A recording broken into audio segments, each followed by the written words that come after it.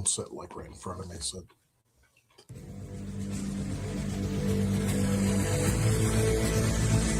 You are now entering a dangerous liberty zone where God-given natural rights are held sacred and exercised. This is your warning. Tyranny, fascism, and censorship will not be tolerated. Ideas will be exchanged freely. Rigorous debate and open discourse is encouraged.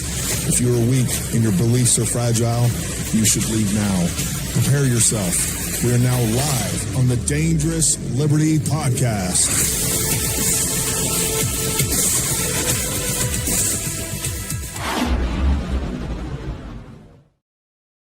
All right, folks, welcome to another episode of the Dangerous Liberty Podcast. Long time no see. We were just live about 10 minutes ago, and we were back at it. But we have a very special guest for you, and I'm looking forward to talking to him and hearing what he has to say, hearing his politics. It's going to be a fun and interesting chat. We're definitely going to make sure that we get you guys in there asking questions. We'll be able to probe his politics a little bit.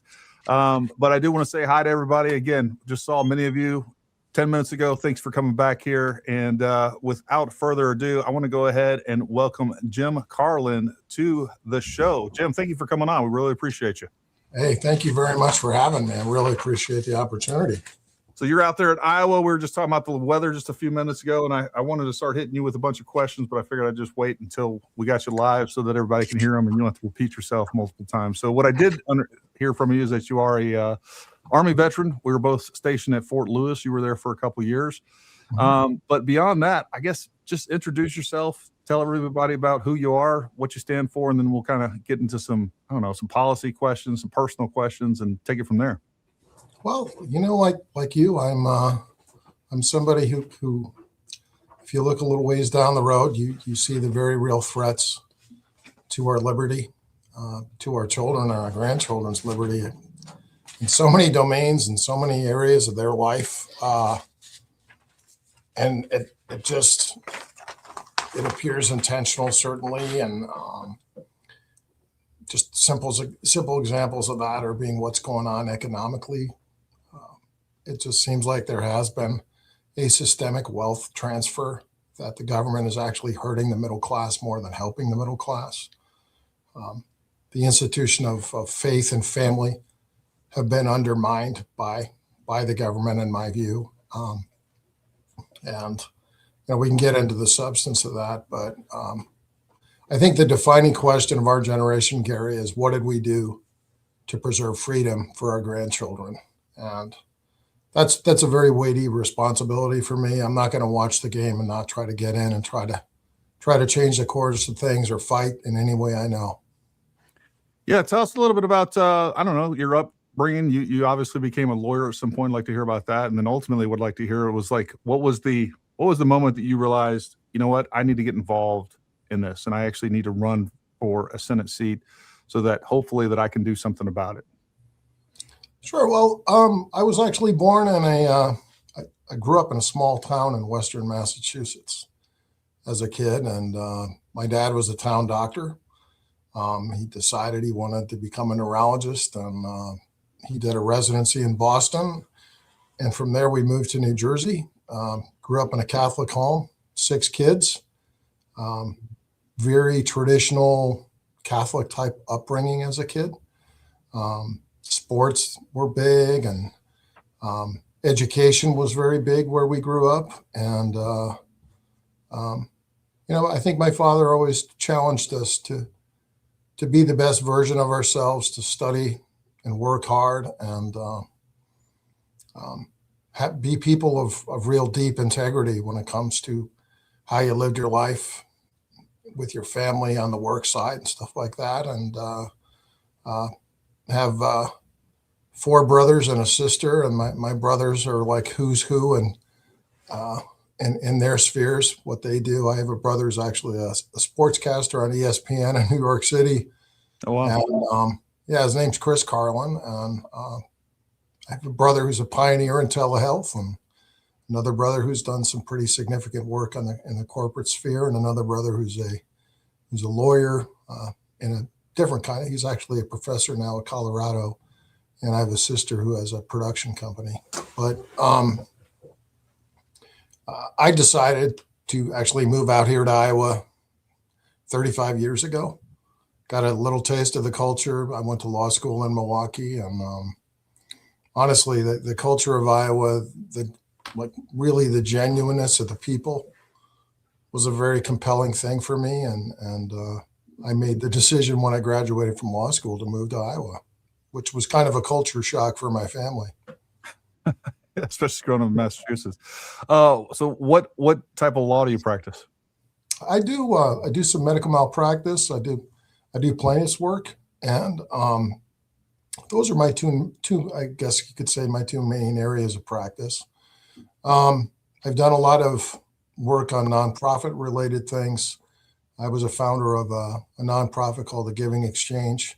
I'm no longer serving on it, but it did missions work in Kenya. It's doing missions work in Uganda today, and did a little football coaching, and got into politics probably about 10 years ago, I guess. Yeah. It's been an interesting life. I actually met and married my very first client as a lawyer, my wife, Donna. True story. I asked God for a good wife, and 2 weeks later, I met her. She was my very first client. I did her divorce. And Oh, wow. I'm like, geez, I don't know what this guy's not saying. This is definitely a high character, good lady. And we married 3 years after I represented her. So, and we've been together 30 years. We raised 3 kids, got 3 grandkids. And, with those seasons of your life, perspectives change, and, you start to, deal with the reality of your own mortality, and you look at your grandkids' future and what you can do for them. And that's kind of what got me into politics. So you said you got into politics like 10 years ago. So what do you mean by that exactly? Well, about 10 years ago, we've seen a pretty dramatic shift in the culture of the country, I think. Like really dramatic, whatever you want to attribute that to. But at the same time, there's been you don't have to be a rocket scientist to look 20 years down the road and have very real concerns about their future. Sure. Especially now, when you look at what's happened to housing, which I think was engineered by the primary dealer banks of the Federal Reserve, honestly. What's happened in healthcare. Because of what I do, I have a bird's eye view, in sometimes very tragic ways, of what's happened to healthcare since Obamacare. Student loans, what's happened in agriculture with our farmers. You just see this monopolization, centralization of markets that has basically taken our voices out of the marketplace, and all the bad things attendant and associated with that have certainly come to pass for us. Well, that's interesting. You mentioned Obamacare and healthcare in general. From a, very quick synopsis, what do you think, what are the most damaging elements of Obamacare because I can tell you right now, back when Obamacare went into effect, my health insurance was about $300 and something a month for my family. Yeah. Once Obamacare went into effect, it went up to $1,300 for my family. Yeah. And since then, now in 2023, we've been doing our business full time. So I'm self-employed. I have medical coverage through the VA. My family does not. And our cheapest policy right now is around $1,700. And so we just pay everything with cash. Right. Like we don't have health care. And, obviously we're always concerned about something catastrophic happening and how we would deal with that. But at $1,700 per month, I mean, we could probably. I tell you, brother. No. Yeah. I mean, we could probably make that work, but there's a piece of us that both me and my wife, I'm not paying that. I'm just not doing that. If something happens, we'll figure it out. We'll sell a kidney or two or whatever it takes to cover the doctor bills. But what I can tell you is that, since we've been paying cash for everything that we do, obviously it's a lot cheaper. It's like, oh, hey, this is $400. Well, what's the cash price? Well, it's, 150.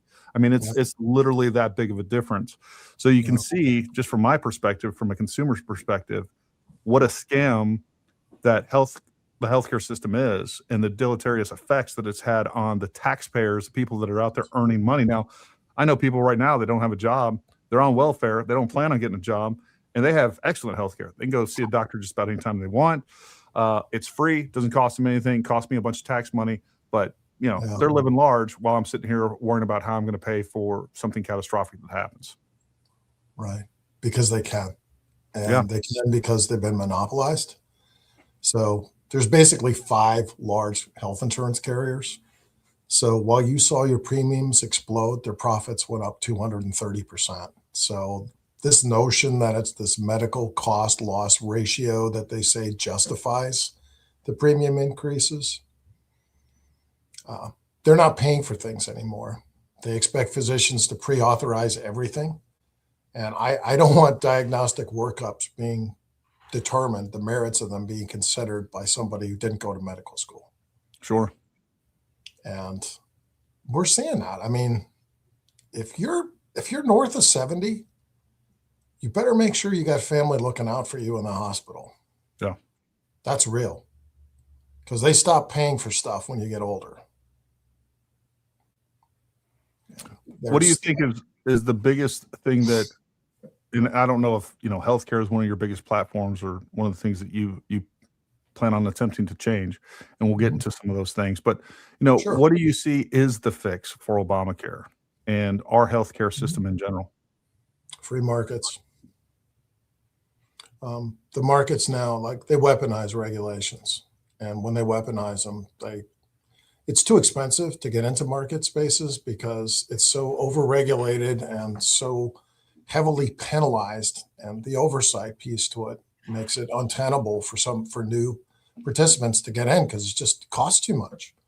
So you do have to deregulate. You have to remove all these real or imagined barriers to entry that lobbyists get for their corporations to stifle, to kill market participation. And you got to open it up. I think that is the answer. Obama monopolized it. Now we have to deregulate it and get back to a free market model. Yeah. Yeah. Anytime that the government gets involved, if you want the most expensive, least effective option, go with the government option. That's what they're going to give you every single time. And there's lots of problems.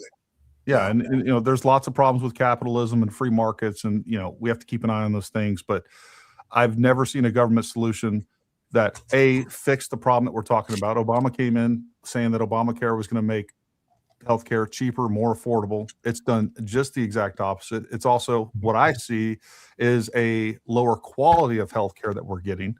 And then on top of that, you can't afford it. And on top of that, we have now incentivized people not working, not contributing to that system.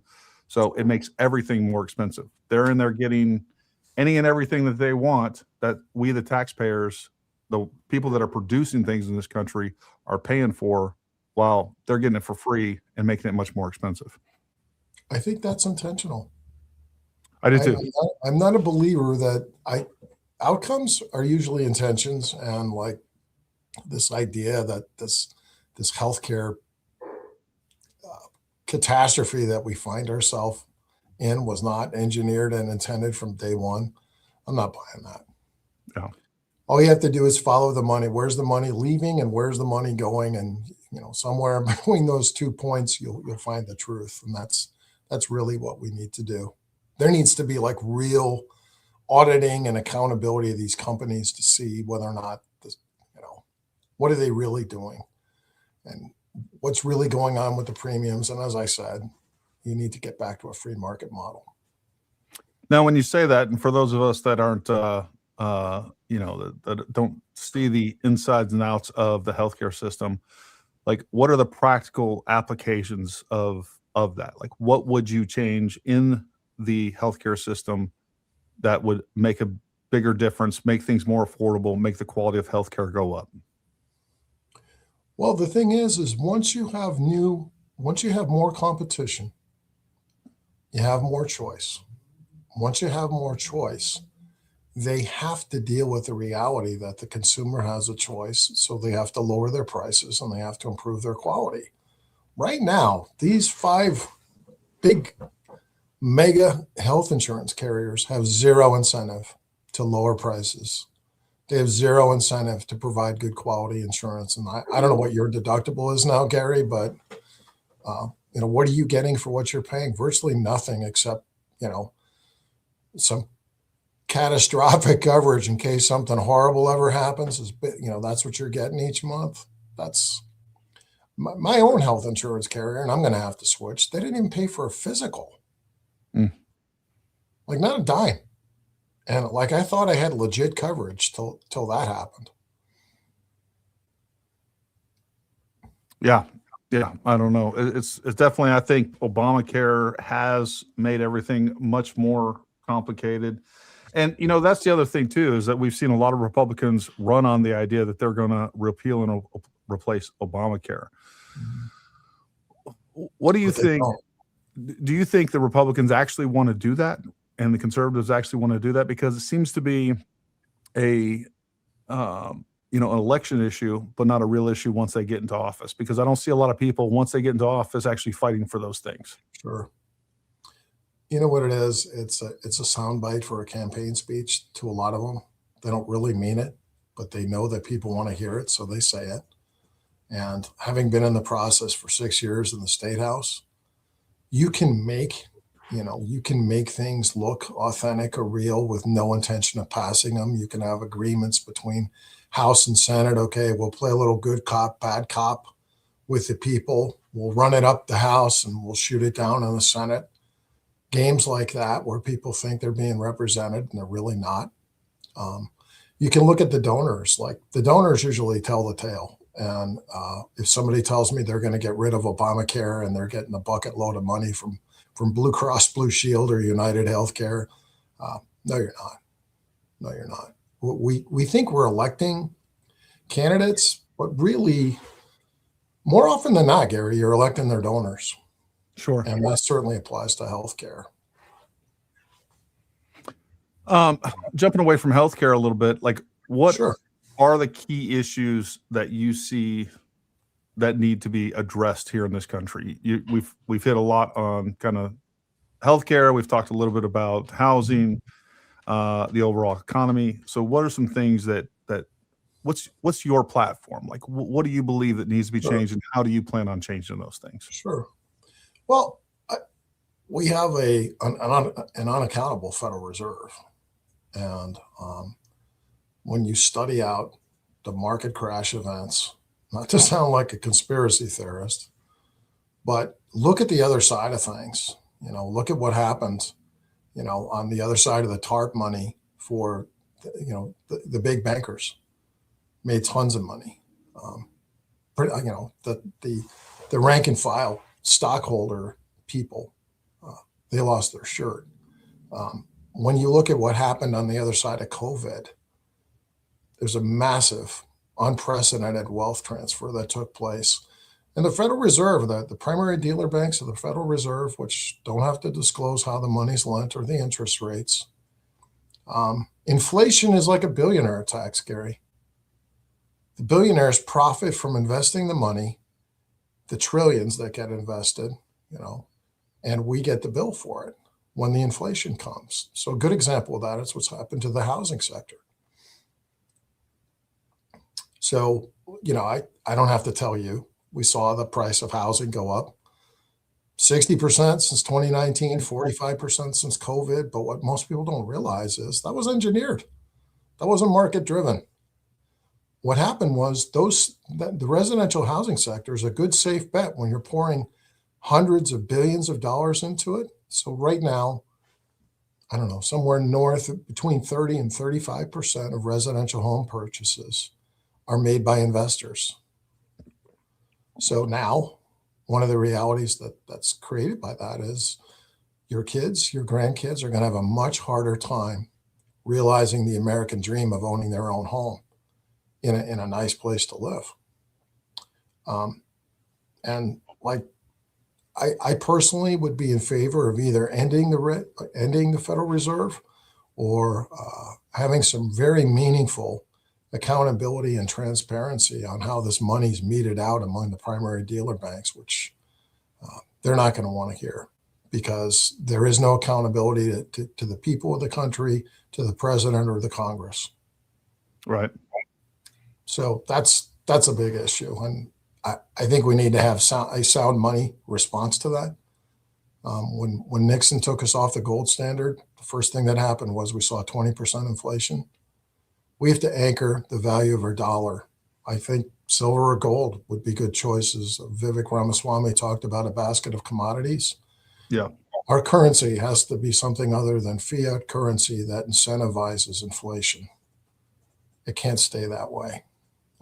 The Federal Reserve was trusted with the dollar back in 1913.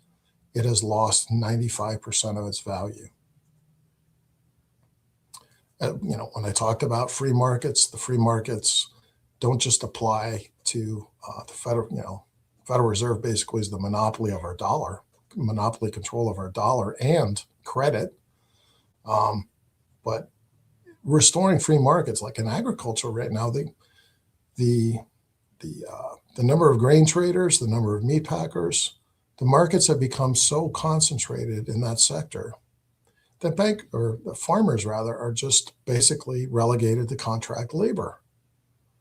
And this is happening across so many economic sectors right now. And whether you want to attribute it to BlackRock or Vanguard or State Street, there's a massive concentration of wealth that's taking place that I think is an existential threat to freedom itself.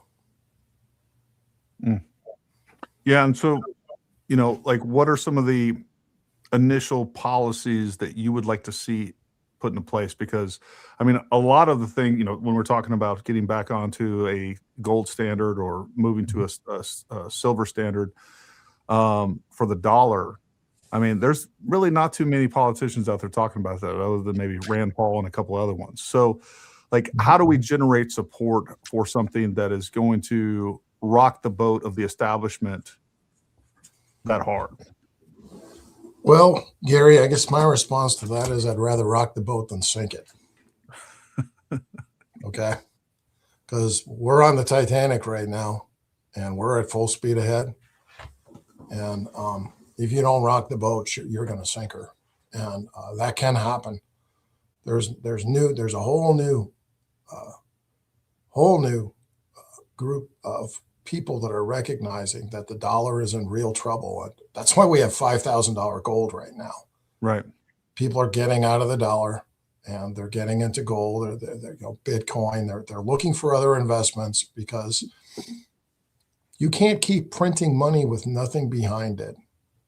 And President Trump's America First agenda. You can print money if the economy is growing, but you have to make stuff. We have to repatriate our manufacturing base, or we have no economic future. President Trump knows that, and he's fought for it. To your point about our economy being bled by all these entitlements that we see that are just $1 trillion expense to the economy. I don't even know what the actual number is on that, but then the cost of illegal immigrants in our cities and in our school systems have just really drained them economically and brought a whole myriad of complications to our kids' education in larger cities. So, getting back to some of the other things, President Trump's America First agenda just very simply stated: repatriate our manufacturing, defend our borders from illegal immigration, and stay out of never-ending wars. When I was in, and I never saw a day of combat like you did, but I did have friends, my senior NCOs, they fought in Vietnam. And I said, why'd you guys lose? And some of them would get pretty choked up about it. And they'd say, we weren't allowed to win. And they weren't kidding. Like that was real to them.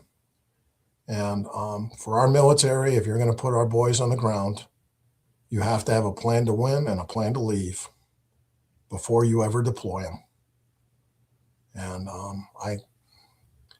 this notion that war is a business is real. Yep.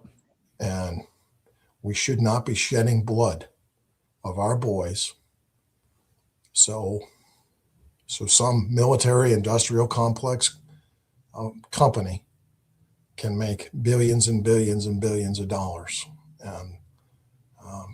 And there's some aspects of this that sure look that way. When I objectively look at the profits from Afghanistan, from Iraq, from the Ukraine, and the amount of money that was spent, that really concerns me.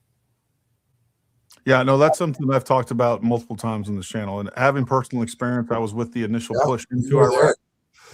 So, and then later on, my last deployment was 2010 through 2011 in Afghanistan. And seeing that entire time, and obviously having friends on the ground during that entire 10 or 11 year timeline there, like, it was very clear to us that we were not there to win.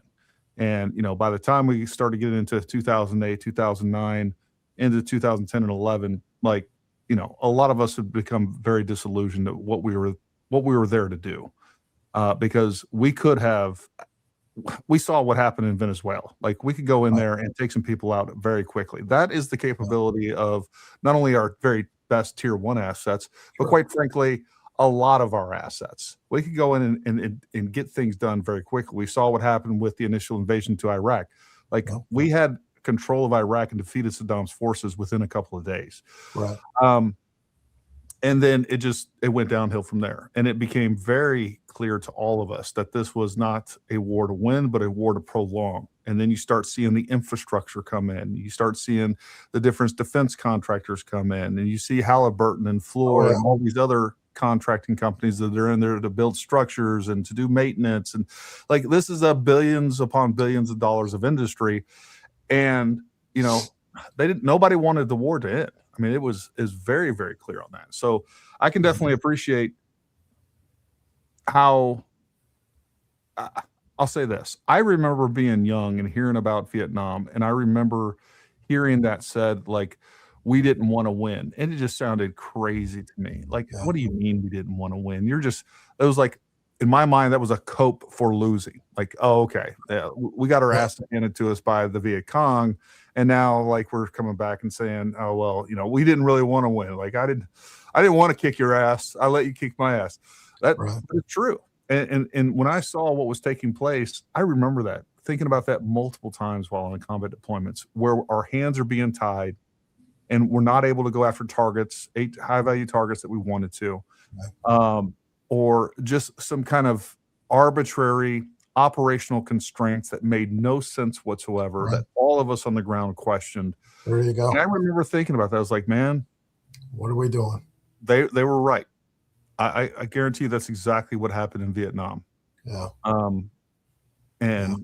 It's a real shame. And then you see, like, we didn't lose a lot of people in the big scheme of things in Iraq and Afghanistan. We lost a lot more than we should have. But the point was, every time that we did lose somebody, it was these were clearly calculated, acceptable losses that were weighed against profits being made. And it was disgusting to me then. It's even more disgusting sitting back and really thinking about it and looking at it big picture. Yeah. Well, you probably read that book, War is a Business, right? Mm-hmm. Yep. And I cannot imagine how disheartening that would be when that occurs to you and you lose a friend or a limb, and you really wonder, what did I do? Why did I put myself out for this? Mm-hmm. And one of the things I really like about President Trump is his approach has been very surgical, and he has not committed like he's had surgical, precise military application or operations like what you're talking about, and they've worked out very well. Mm-hmm. But when you look at $3 trillion being spent in Iraq and $1 trillion being spent in Vietnam, and what did you get? Right. That's a tough pill to swallow. And my heart goes out to anybody who served in that setting, lost some of their friends, or came back with PTSD, and now the suicide rates among veterans in Iowa are they're epidemic, really. Yeah, And they are. I have a friend who actually, that's his main thing. Is he ministers to those boys, and they're having a rough time. Yeah, and then the dependence on drugs and alcohol and things like that.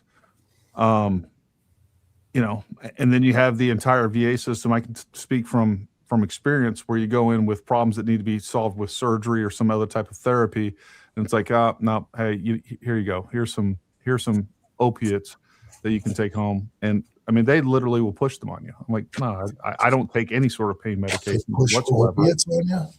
What's that? Oh yeah, yeah. Oh, Really? yeah, 100%. They were like, hey, every problem has a pharmacological solution at the VA. And there's times, you know, I knew I had torn a bicep, and when I was in the military, and what I would do is it never got fixed, and so I knew that I would re-tear it regularly or re-injure it on a pretty regular basis. About once a year, I'd do something and tweak it. Yeah. And anyways, had issues, and I kept telling the VA, hey, I need to get an MRI on this. I need to get you know, the solution here is surgery. Well, a doctor that I had would never let me get an MRI. Like, no, it's probably not torn. No, it's whatever. I finally got to another doctor, and she was like, okay, look, we'll do an MRI. Got an MRI. She's like, you were right. It was torn. We can clearly see the tear. I'm like, all right, let's schedule some surgery. Well, what you got to do here is we got to do like 18 weeks of physical therapy first before we can even consider surgery. I'm like, Why? no, we're done. What is that going to do? But they'll give you some pain meds. No problem. No problem. You can go home with as many pain meds just about as you want. Well, they made me the Senate Veterans Affairs Chair, Gary, and two things I picked up on right away. I got asked to visit the Iowa Veterans Home by 90 veterans, you know, all retired, guys in wheelchairs, war fighters, but they're in wheelchairs.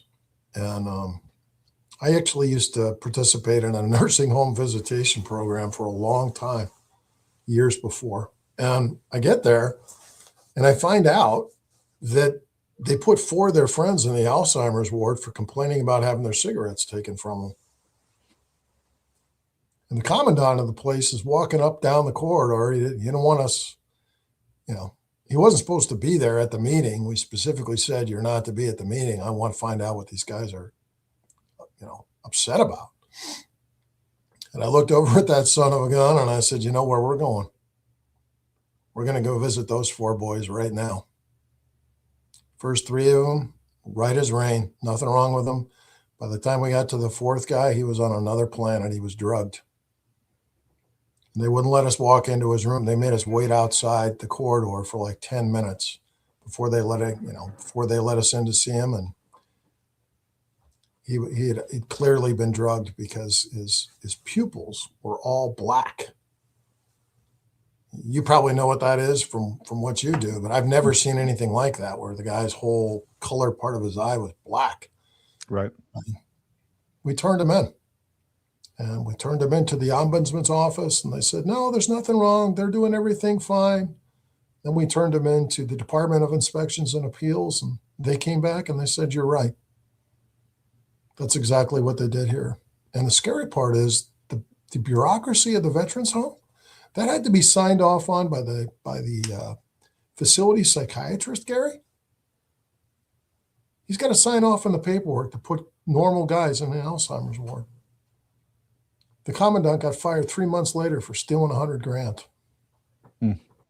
So, and then they told me about the Veterans Trust Fund, because I want your guys to know, like, I really mean what I say. I'm not a BSer, okay? So they gave me this, I asked about the Veterans Trust Fund, and apparently they use the interest from it to take care of veterans in need. You know, if their furnace goes down in the wintertime, or, they got a major repair on the car, or they have, they got, some need where they can't quite make it financially. So I said, well, how much money, how much interest? They said, well, we got $30 million. And I thought, that's great. And then I said, well, how much interest are you getting them? Do you know how much it was? Probably not much. Less than 1%. 0.8%.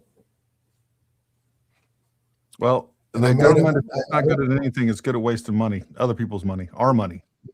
Well, I went to the treasurer and I said, you're the one who manages the state pension system, right? And she said, yeah. And I said, why can't you get the veterans the same interest that you're getting the Iowa state retirees? She came back to me 2 days later and she said, I probably could. 2 years later, it was the law.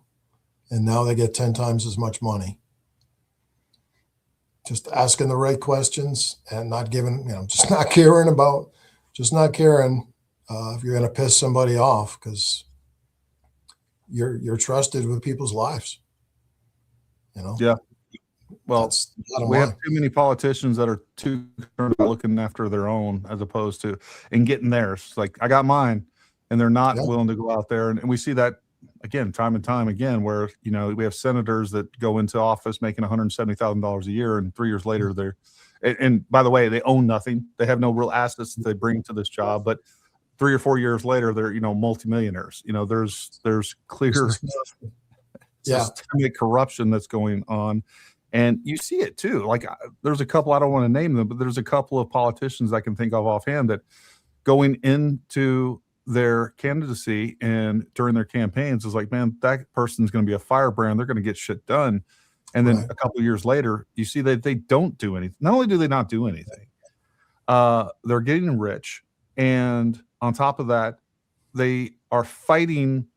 They have become the problem that they said they were there to solve. And I don't know what the only answer to me is congressional term limits. I don't know why we haven't implemented those. I think congressional term limits would make such a huge difference. It would.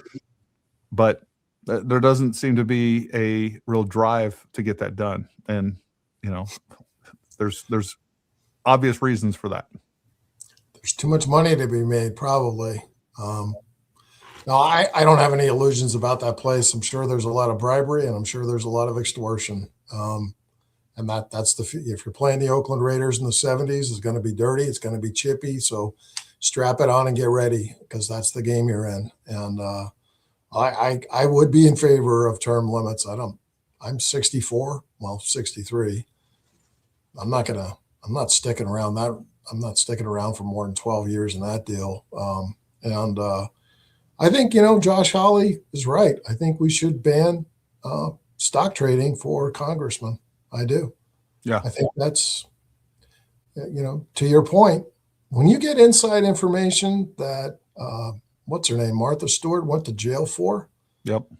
You're playing the same game Pete Rose was playing, and they kept him out of the Hall of Fame for doing that. So I don't know why we're incentivizing it and rewarding it in DC.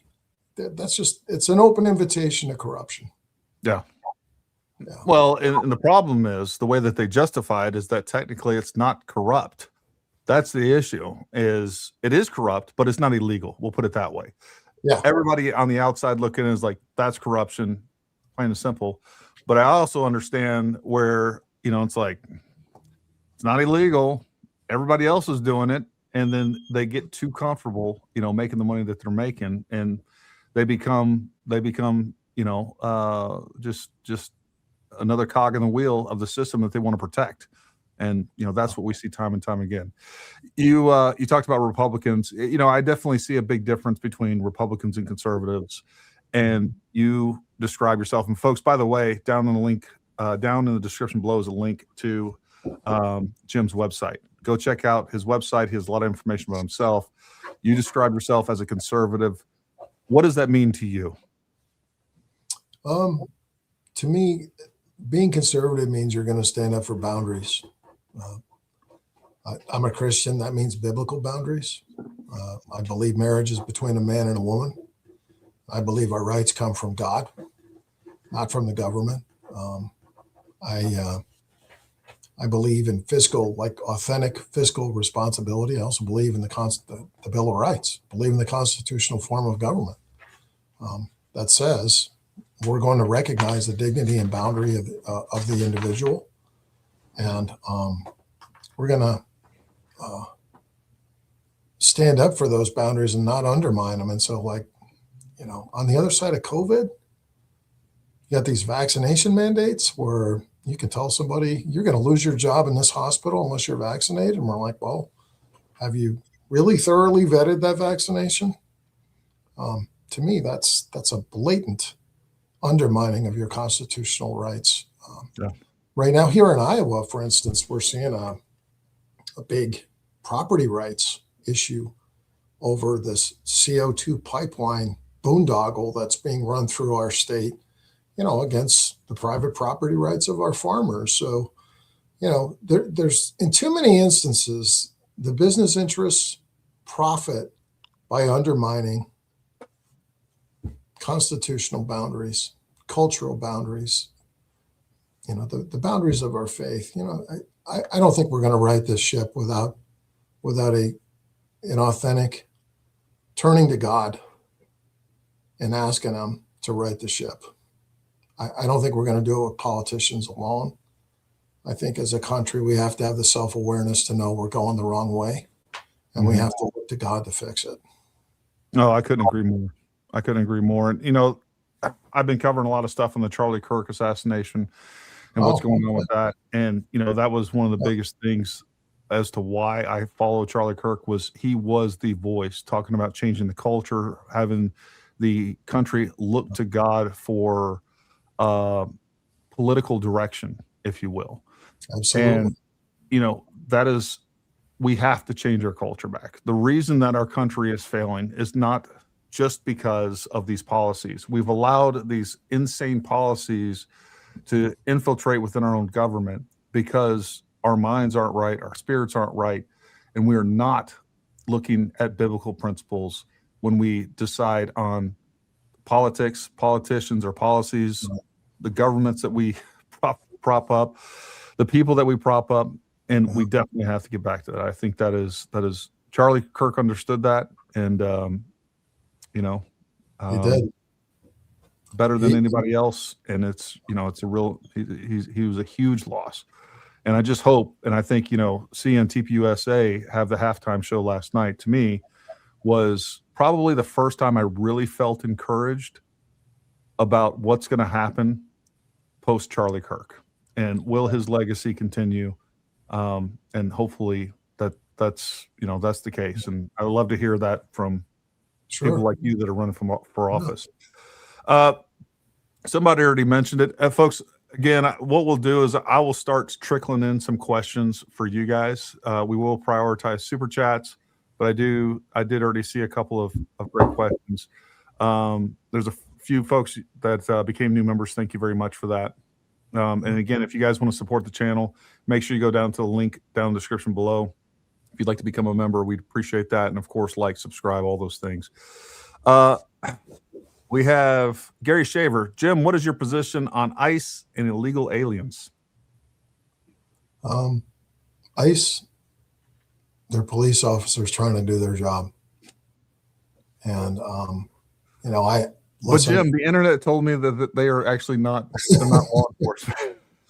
They are law enforcement. I am very grateful for them because you knew before they ever set out to do their job that there was going to be all kinds of political, media-driven, far-left, woke ideology thrown at them while they're trying to do their job, and just put in really untenable positions where they're going to be made to look bad no matter what. And, honestly, there's going to be instances where you're going to have momentary lapses in judgment when you're under a high stress situation. Sure. I haven't had the opportunity to do a full investigation of the facts, in some of these instances. But I also think that if you deliberately, knowingly disobey law enforcement officers, there's going to be consequences. Yeah. And I think both of these individuals, what people don't know is there's a history there of bad behavior with people on the ground that were familiar with them. Mm-hmm. And, that doesn't get a lot of play. They just show the 30-second clip without acknowledging what's been going on for 2 or 3 or 4 days before, or maybe weeks before. Even with the exact same people. Alex Pretty was a great example of that. Just a couple of weeks prior to, he was on video spitting on ICE officers, kicking out their rear tail light, attacking their vehicle. He should have been arrested then. And more importantly, when it comes to Minneapolis and Minnesota specifically, what they're not engaging in a First Amendment protected activity. All right, they're committing crime, and they're organized crime. These are people that are setting up entire signal chat networks to where they're starting off the day with premeditated crime of going out, harassing, obstructing, and interfering with lawful law enforcement operations. That's what's going on. And unfortunately, because of a lot of bad decisions, Alex Pretty lost his life, and the same thing goes with Good. And the crazy thing is we see the false narratives that the left starts with this, that both of these first started off that this was just a lady dropping her kid off and she was confused. Come to find out that's not true. No. With Alex Pretty, started off with, he was just using his First Amendment right, and he was videotaping, and yeah, he was carrying a gun, but that's the Second Amendment right. Neither one of those rights come into play. He was committing crimes all along the way, and unfortunately, a lot of bad circumstances stacked up to where both these people end up losing their lives. And, if local law enforcement and local governments were acting like responsible adults and not children, they'd have been assisting them to where they wouldn't put their citizens in danger. They wouldn't put the illegal immigrants that ICE is trying to remove in danger, and they wouldn't have put federal officers in danger. But they decided to create those circumstances and those conditions where they knew catastrophe was bound to happen, and it did. And then they tried to, politicize that, and that's what's going on with this. Sure. And one of the things I talk about, we covered the Alex Pretty case pretty heavily, and one of the things I talked about was in Texas between February and July, ICE was able to arrest 28,000 illegal immigrants without a single use of force incident, and they're doing a fraction of that in Minneapolis, and yet we've had 2 use of force incidents.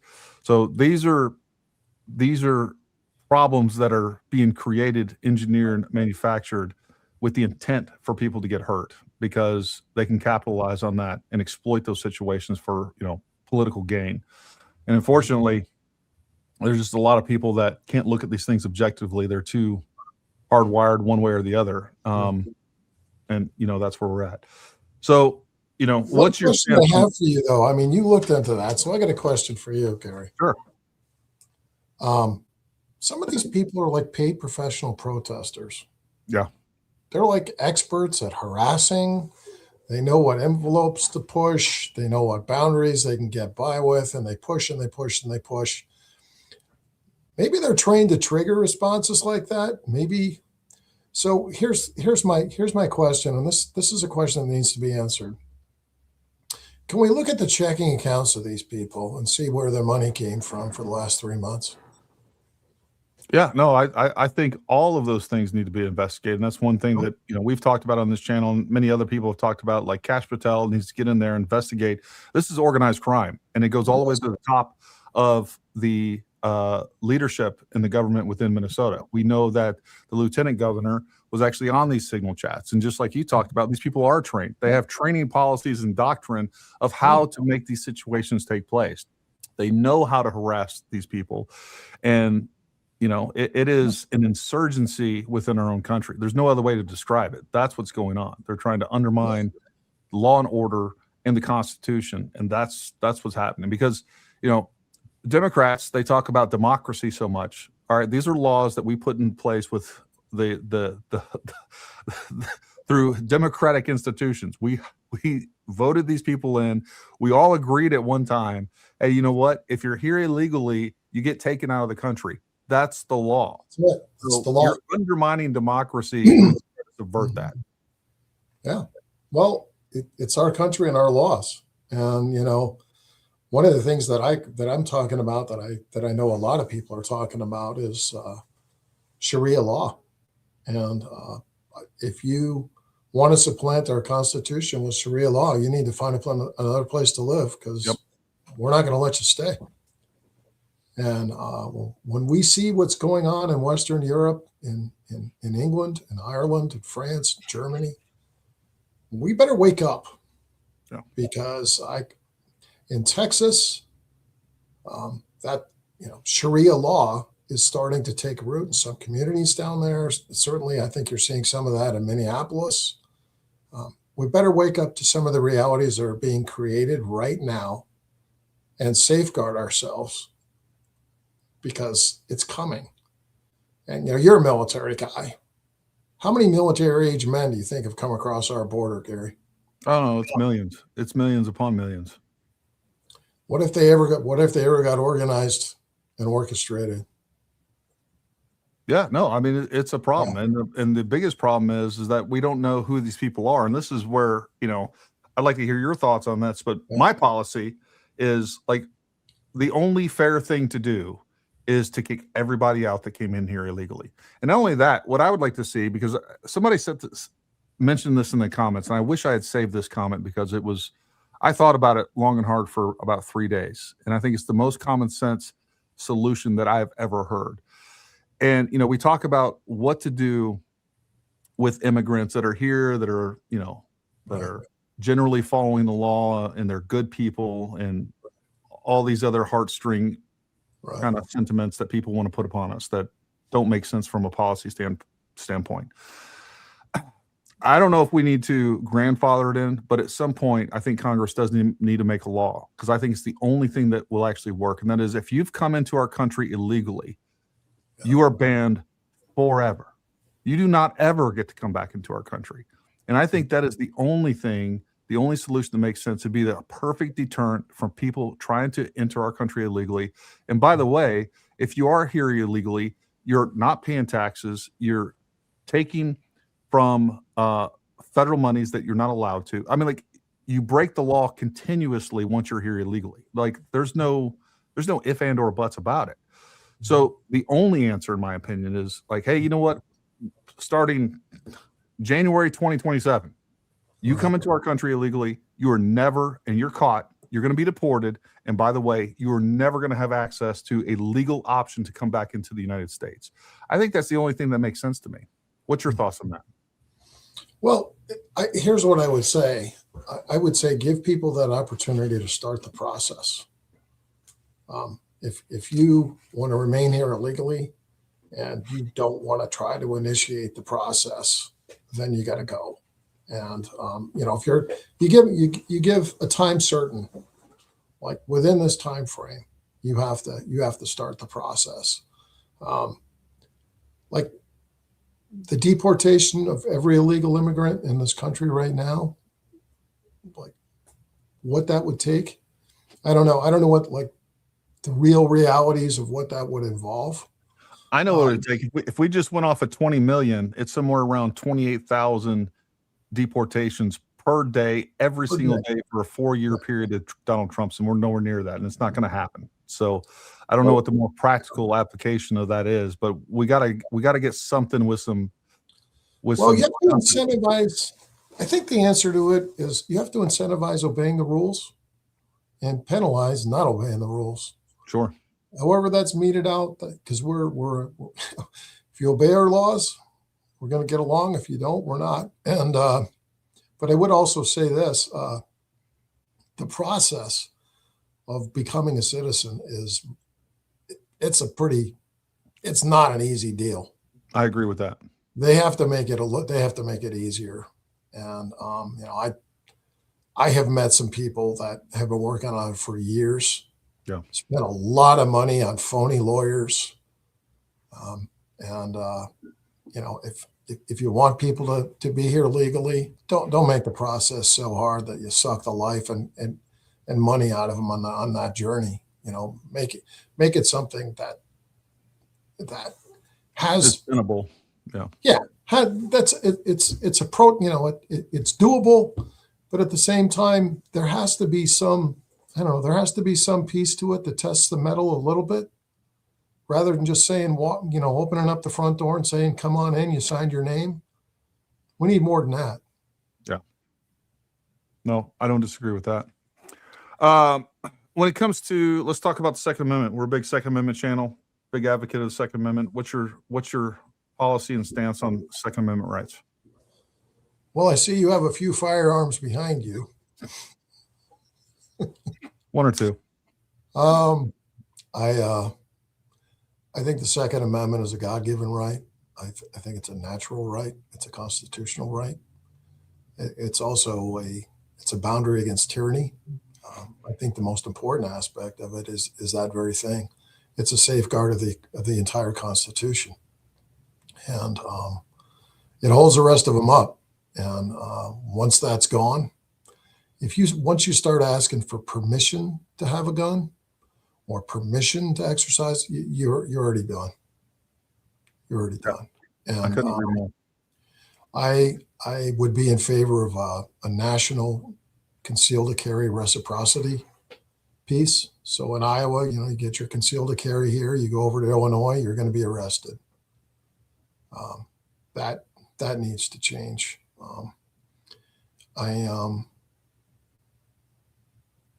I think we should have and apply like the strictest scrutiny test imaginable through our court system to justify any undermining infringement at all on the Second Amendment. I think it's something that should be revered, upheld, and stood for. Agreed.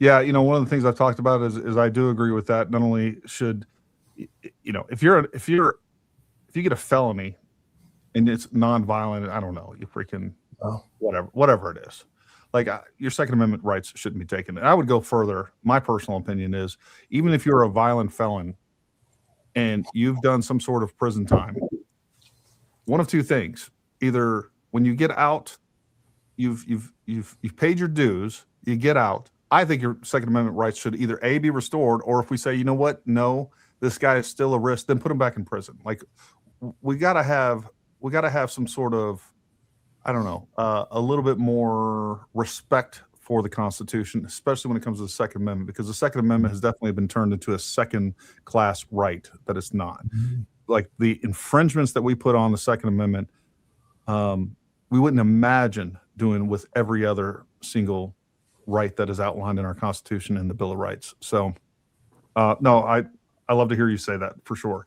I don't know if this is something you've looked into, but one of my big issues as well is suppressors. Really? Yeah. Okay. I don't think suppressors. What is your take on that? An NFA item. I don't think it should be a controlled item. It is a muzzle device. There's lots of practical benefits to suppressors. They've presented the Hearing Protection Act that didn't get through. And the last BBB, that they did get a stipulation through to where we're no longer paying a tax stamp for suppressors, but you still have to go through the advanced background check for this muzzle device that, to me, it just doesn't make sense. It's just another reason to create a registry to control people, to people, in my opinion, unconstitutionally have to submit fingerprints, among other things. And not only do you have to submit fingerprints, it'd be one thing if you just had to submit fingerprints and do a background check with one of those suppressors, but you have to do it with every single suppressor. So now you have to go through this. That's crazy. Laborious paperwork for every single suppressor. You have to submit fingerprints with every single suppressor, and it makes no sense whatsoever. Anybody who's ever been out to a gun range for more than 10 minutes should know you need a suppressor. Yeah. I actually injured an ear probably about 3 years ago, and I did get most of it back, but I lost a good chunk of my hearing for quite a while. And I was just walking down the range, hadn't put in my protection yet, and this guy shot off this. I don't know what he shot off. Must have been like an AR-10 or. And the moment I walked by, that affected my hearing for probably a year and a half, easily. And if you want to go to the range and use your firearms, it just makes sense. That's just common sense. Yeah. We're not, like, there's not assassins wandering the streets with suppressors looking for people to shoot, And that's the other, when I hear liberals talk about suppressors, this idea that they go, like, that's not what they do. You can still hear a gun go off. You can still, like, it's a ridiculous notion. It's an antiquated law. I don't know where it came from, but it's stupid. And the fact that it ended up on an NFA, which I think is probably wholly unconstitutional in my non-lawyer opinion as well. Yeah, but what do they charge for the tax on those things? I don't even know. It has been $200 per item. Okay. So you have a $200 tax on top of whatever your suppressor costs. Now they've gotten rid of that price, but it's still a waiting period. You still have to submit all the paperwork. You basically have to get permission from the government to get your suppressor. You have to submit the fingerprints. We're an FFL. It's a pain in the ass for us. It's a pain in the ass for the client. And, it makes no sense. It's the dumbest thing ever. Wow. Yeah. Here we have odorized ramblings. Lobbyists need to be outlawed. End of story. What's your thoughts on that? I have a little bit of mixed opinions on those, but go ahead. Lobbyists, I think the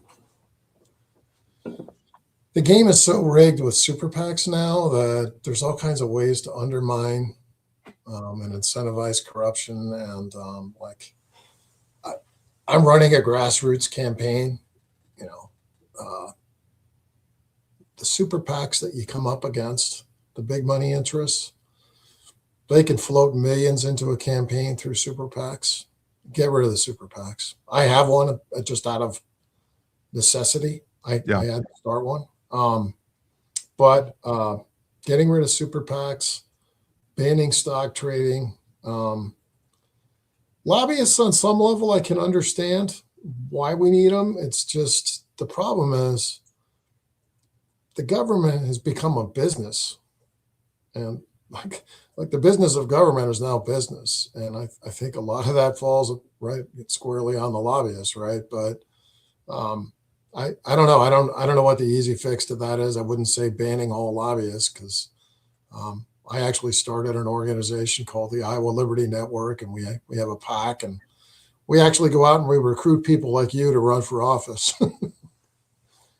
Well, yeah, and it does get into a First Amendment issue as well, right? So, I mean, there are a lot of lobbyist groups that we know probably, I don't know if they have too much power, too much influence, too much money, which is the same issue that we have with the super PACs. Yeah. So you do get into murky waters and trying to figure out how to get rid of some of that corruption. And I do think, I think a lobbyist would have a lot less of an impact on candidates if there were term limits. I think that helps nullify a lot of the influence that they're going to have. If hey, you know what, I'm coming from the private sector, I'm going into government, I'm going to be here for a short time, I'm here to get a job done, and then I'm going to have to go back out and live within the consequences of the policies that I helped push or failed to stop. I think there's some real incentives within that framework that we just don't have right now. Well, a lot of them become lobbyists. So you shouldn't be allowed to get a job as a lobbyist when you walk out the door, when you're done as a senator or a congressman.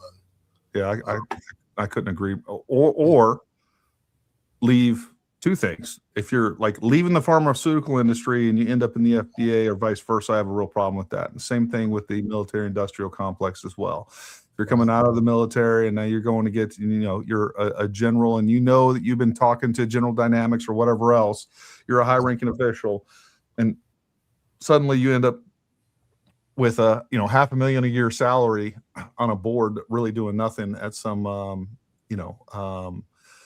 defense contract company. That's a problem. That is a problem. You shouldn't be allowed to have family members work for those companies either, or those lobbyists either. I agree. That's a great point.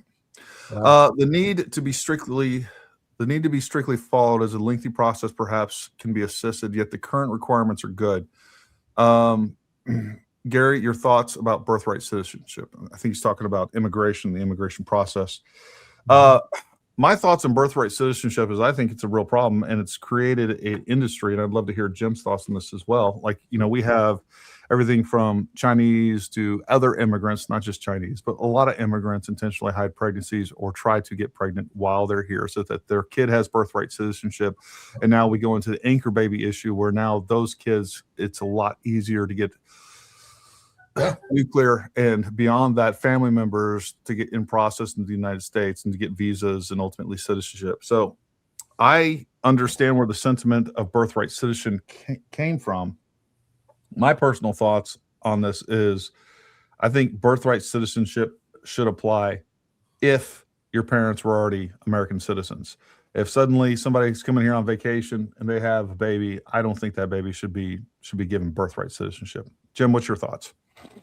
No, I don't think just because you're born here you get citizenship if your parents are illegal aliens. I agree. Vacationing here. No, it doesn't work that way. Yeah. You know, Yeah, if one of your parents is citizen, yeah, I think it should be afforded to parents that already have citizenship. If they're citizens, then, you know, you're born, you can be a citizen as well. As far as people here on a work visa, here illegally, like, no. I don't think you know, one of the realities of that also is just the fertility rates of you know, not birth rates, not fertility rates, but birth rates. I met a gal who she's 23 years old. She had 7 kids. And her boyfriend had other girlfriends with lots of kids. And, you know, who only knows how much of a burden that put on the government, but that didn't sound like they were treating the taxpayers too fair with that one. No. We definitely have an issue with lower birth rates, which I think is a reason that one of the many reasons that Democrats and other folks want illegal immigration. I mean, there's a lot of political reasons, and, you know, Sure. They know that essentially they're trying to import voters. That's one of the big things. And of course, the census plays a role in this, how many congressional seats they get, things like that. So it's a complex problem with no simple solutions, I don't think.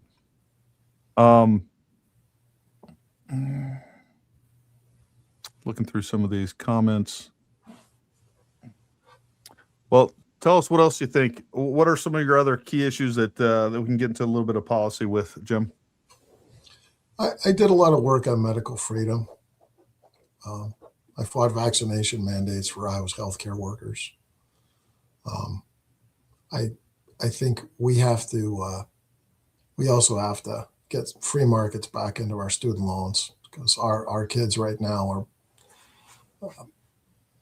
by some estimates, they're going to be paying off student loans for 20 years.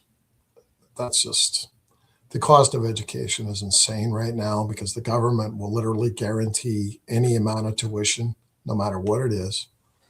And the loans are non-dischargeable, and the colleges and universities don't have a financial skin in the game, because it's guaranteed they're going to be paid one way or another. So that has to change.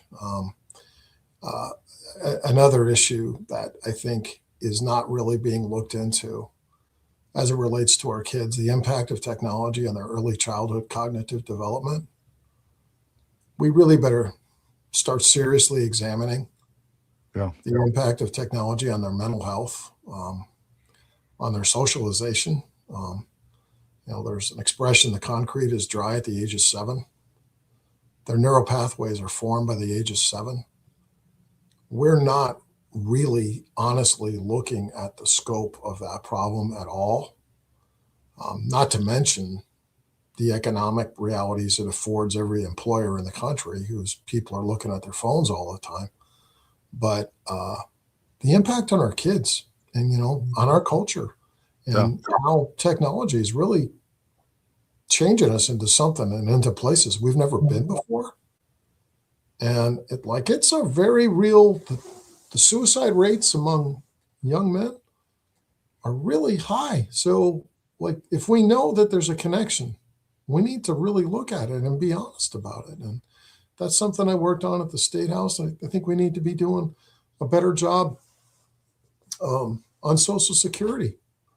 I think people should have the option to invest the money, because if we're honest, they would be doing a whole lot better if that money went into a platform, like into a fixed index fund or into something where they could get a real return. Because right now, the return they're getting on Social Security is what? I don't know, like 1.5%. It doesn't keep up with inflation. Right. if it doesn't keep up with inflation, I'm losing every time you take $1 from me. Yep. That's not fair. At And least give me never the mind, choice. Right. never mind that those funds are gone before you start drawing them. I mean, Congress has completely raided those funds, and I mean, we can look at our deficit. I mean, with $38 trillion in debt, we don't really have money to provide for Social Security. Not really. We can print it, but that's about all we can do for that. And, going back to the technology side of this is something that I hit on a lot too. It's like the other thing that we're not realizing as well is the indoctrination aspect of handing these devices to kids as well. That is something that the left is very aware of. And while we have all these, big lib tech firms, look, they're programming our kids from the youngest age. And we see that within education. They did it with our public education systems, and they're doing it within these devices as well, from games to content that kids watch. Like, they're steering them in a direction that is not only ungodly, it's anti-American, it's some of the deepest and worst, it's communist socialism, whatever you want to talk about. Like, that's why we're losing the youth. And they're being stuck on this, and the left is very aware of the capabilities of this, how they can manipulate kids and their developing minds through these devices. And the right needs to smarten up. We either need to put a stop to that or start having some sort of, campaign to offset that. But I don't see anybody doing that as well.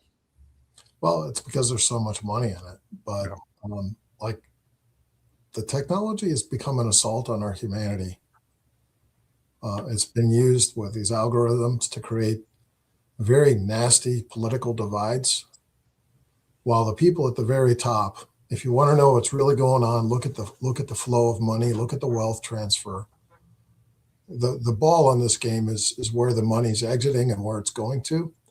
And I think a lot of it has been weaponized against the American people, and to your point, to indoctrinate people, because they study they know, they have a database on every single one of us.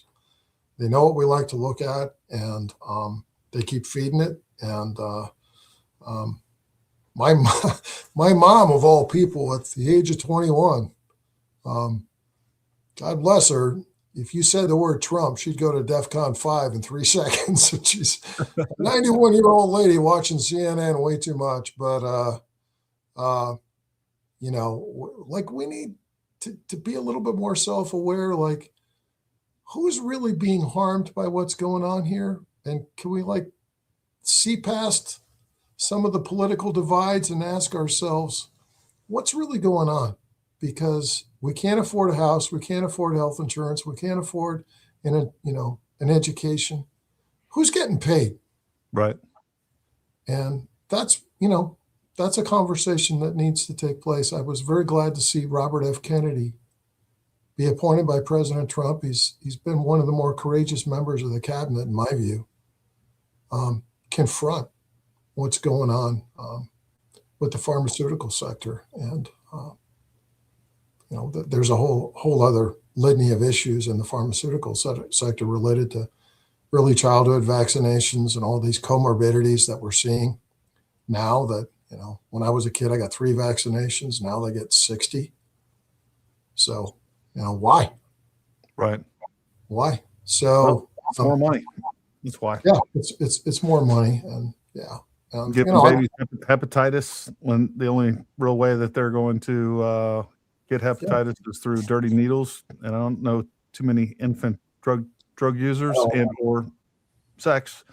And it'd be one thing if they could sell us on the idea that vaccine is good for life, and I'm not sure I would want my kids to take it to begin with, but it's only good until they're 7. So it's just it's crazy what they're putting on us in the pharmaceutical industry, the food industry, and there's a lot to dig into there that we could go on all night with that. Jim, if you will, in closing, just kind of give us like a 5-minute just campaign speech, like why should people vote for you?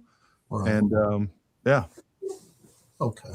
Well, one of the main themes of our message is stop the squeeze. And we have to recognize that our government is now being used as a strong arm to squeeze our economic interests by big money handlers that are using the politicians. We think we're electing politicians. We're really electing their donors to control us economically, to rob us of constitutional rights and boundaries that have been long held, that have been taken away from us. And we have to honestly look at, our responsibility to preserve the freedom that we were given by our parents and ask ourselves, what are we doing policy-wise in politics? Is there any visionary piece to this where we look 20, 30, 40 years down the road and ask ourselves, because here's the reality. We're taking our kids on a journey. We're not going to be there. I'm probably not going to be there when they get to their destination, but I'm responsible for where they end up. In some measure, we all are. And we have to be intentional, and you have to have people with a moral core set of values. I'm a Christian. My Christian faith defines me. My politics really come down to love your neighbor as yourself. Don't vote for anything you wouldn't want done to you. So you need people who, with some moral backbone and a visionary take to the process, that they realize that they're responsible for their children's future, and they're going to do something about it. And I will be one of those people. I will honestly look at the process. As a lawyer, I've enjoyed a very good career, sometimes exposing some pretty corrupt people, and I'm pretty good at it. And we have to bring transparency and light to our government, to our Federal Reserve, to our healthcare system. We have to bring back antitrust legislation, enforcement of antitrust legislation. We have to put the interests of America first, like President Trump has. He's doing a good job, but he needs help. He needs real allies and not just people who wear the garments of America first, but don't have the heart of it. And I'll be one of those people that'll not only, talk about it, I'll do something about it, because it's essential to the preservation of this country for our children. Well, awesome. Well, I couldn't say that any better. Is there anything else that we didn't cover that you would like to cover? We need money, because we're not owned, brother. You can reach out to us at carlinforussenate.com. We would love to have your support. Everything we make will be used towards the campaign and towards winning the election. I will tell you this. We won the Iowa straw poll last week. I don't know if you saw that. No, I didn't. So this populist patriot guy took on the establishment, Ashley Hinson, here in Iowa. Ashley, by the way, caucused for Nikki Haley, supported keeping Liz Cheney in leadership, voted for funding USAID and NED, which your people know what that means, right? Yeah. She is not a MAGA America First candidate, and I am. But she has millions of dollars because those people see her as an investment. I'm not going to be an investment for business interests. I'm going to be a representative of the people. So help us out. We couldn't ask for, that would be a big change to what we have, that's for sure. David Webb said, due to life problems, haven't got to watch your live stream in a long time. Was good hearing what little I made it for. Gary, Jim, and everyone else. Take care. Well, listen, folks, you heard Jim bring his case, and man, he would get my vote. As a matter of fact, during the Iowa election, I'll come up there and vote for you. I'm joking. Folks, if you want good people in office in the Senate, and you believe that Jim would be one of those, I highly suggest you learn more about his campaign, do whatever you need to do to make sure you feel good about it, and then go to his website, donate, fund his campaign. We need people like Jim in office that are representing American interests and not big business interests, foreign interests, and everything else, selling out us, the American people, and our futures. So, Jim, I really appreciate you coming on, and thank you for taking the time with us. You're welcome to come back anytime, and we'll do whatever we can to help you. It was real enjoyable to talk to you. Folks, thank you for tuning in. We appreciate you. Jim, you don't go anywhere, but again, make sure you like, subscribe, all those things. Come back and like the video after it's posted. That helps us a lot, and share this content as well. But until next time, stay armed, stay ready, and we'll talk to you soon.